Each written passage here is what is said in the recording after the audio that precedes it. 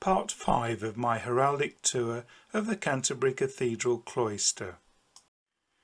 Bay 13 is on the west walk of the cloister, that opposite the chapter house, and contains 37 heraldic shields. This bay has a strongly Kentish flavour, with its central boss of the arms of St Aethelbert, the King of Kent, who received Christianity into the Anglo-Saxon world with the support of his Merovingian wife, Queen Bertha.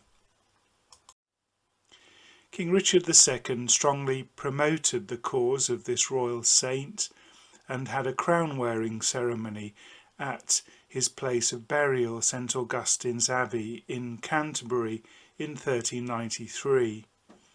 Archbishop Arundel, who was a friend of the Abbot of St Augustine's, was promoting pilgrimage to the saint's shrine by placing his arms in the centre of this bay. I believe that the 3 roundels on the shield mimic the niches in the saint's tomb, and that the other elements of the lion and the wyvern are taken from the Romanesque decoration of the tomb, which is sadly long since destroyed. The antiquarian records give various colourings for these attributed arms. We have the arms of the city of Canterbury at 10, based on those of Thomas Becket, and probably dating to the reign of Richard II. The Canterbury connections continue with 2 families who had residences in the city, those of Poynings and Ickham. The 3 shields of Poynings in this bay presage the Poynings family bay in Bay 27, the donor being Robert, 5th Lord Poynings, who was the most prominent of the Archbishop's vassals and kept a house in Canterbury. Versions of his arms are at 33, 34 and 35. We have here at 33 something not found in the Poynings family bay, namely the 3 crowned keys, which, by comparison with the arms of the Poynings retainers Thomas and William Ickham at 8 and 36, lead me to suppose that this is the livery badge of Poynings. There was an assemblage of Poynings and Ickham shields in the glass of St Peter's Church in Canterbury, of which the royal clerk John Colley was rector. Colley's arms of 3 swans' heads are at number 1. He died in 1408. William Barry of Kent, whose family arms differenced with an annulet, are at 32, was a feudal tenant of Poynings, and the Barry arms also occur in the Poynings Bay.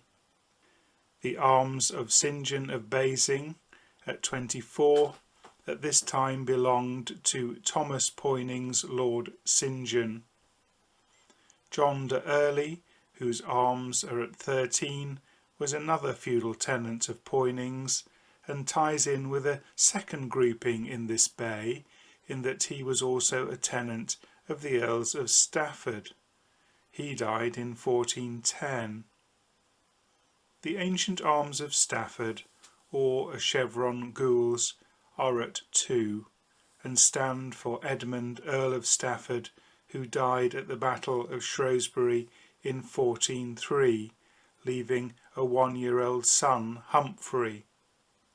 The presumed donor was the Earl's widow, Anne Plantagenet, then married to William Bourchier, and the mother of Archbishop Thomas Bourchier, who was born the year after this bay was constructed, and whose own arms were later added to Bay 26. 3 individuals who owed allegiance to the Earls of Stafford were John Touchet, Lord Audley, at 12, who died in 1408, leaving a 10-year-old son, Thomas Swinnerton of Staffordshire at 27, and Sir Thomas Beck of Staffordshire at 28, who also died in 1408. At 9 are the 2 lions passant of John Sutton, Lord of Dudley, who died in 1406, leaving an infant son. The donor here was presumably his widow, Joan Blunt, who had links to the Beck family. In discussing the Stafford connections, I have passed over the arms of further individuals with strong links to either Archbishop Arundel or to his cathedral. Aymer de Higham of Kent at 3 was buried in the cathedral nave in 1411, the last of his line.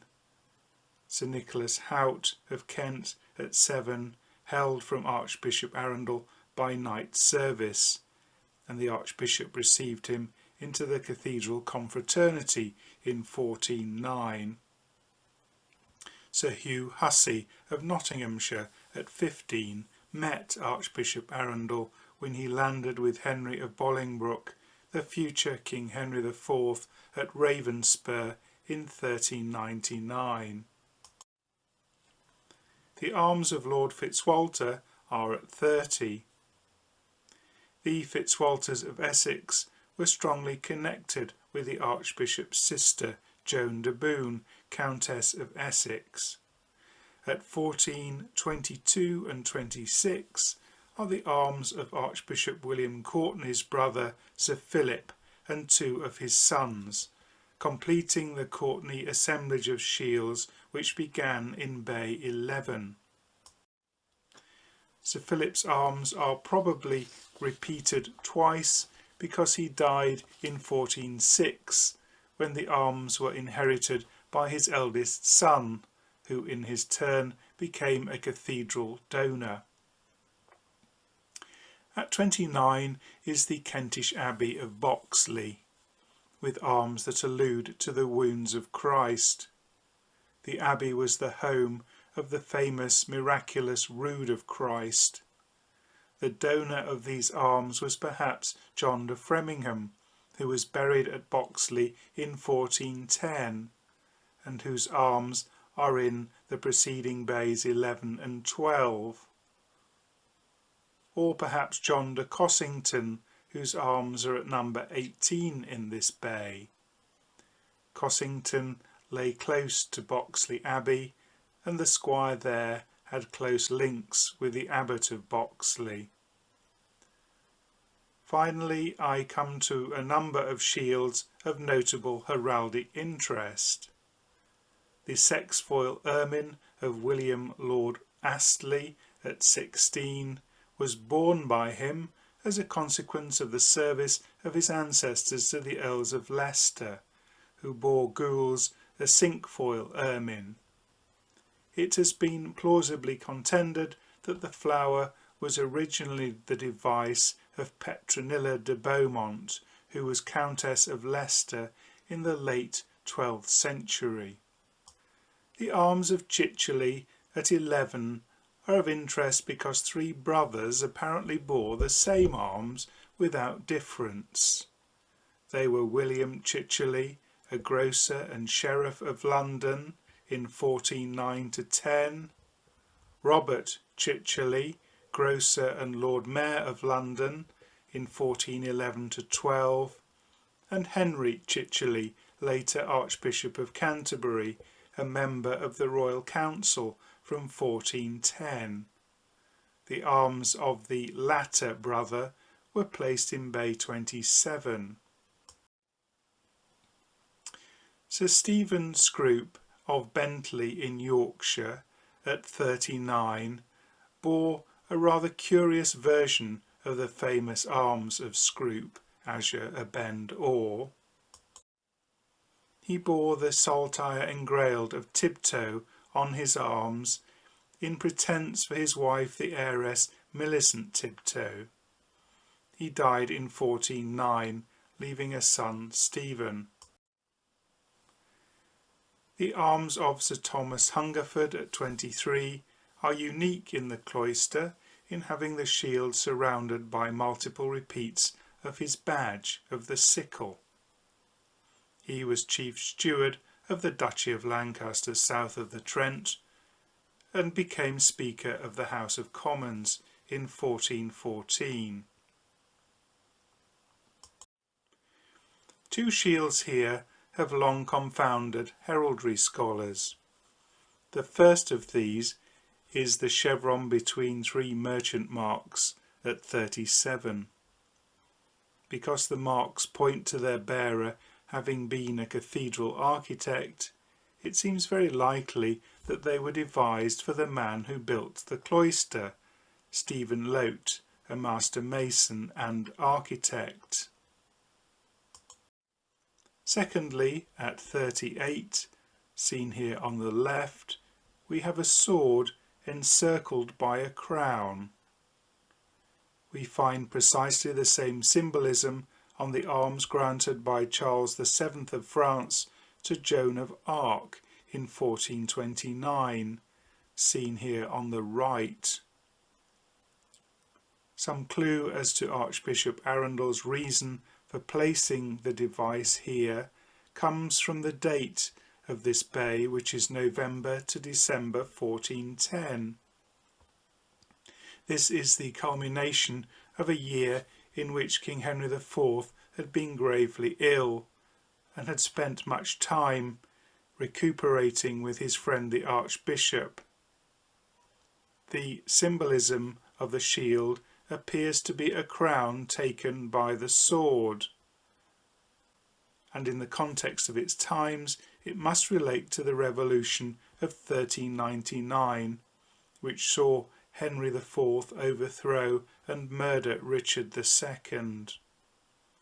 Henry's illness was seen by many, and likely by his son, the future Henry V, as divine judgment for sins which included his act of usurpation, egged on by Archbishop Arundel. For Henry IV, 1410, was an annus horribilis.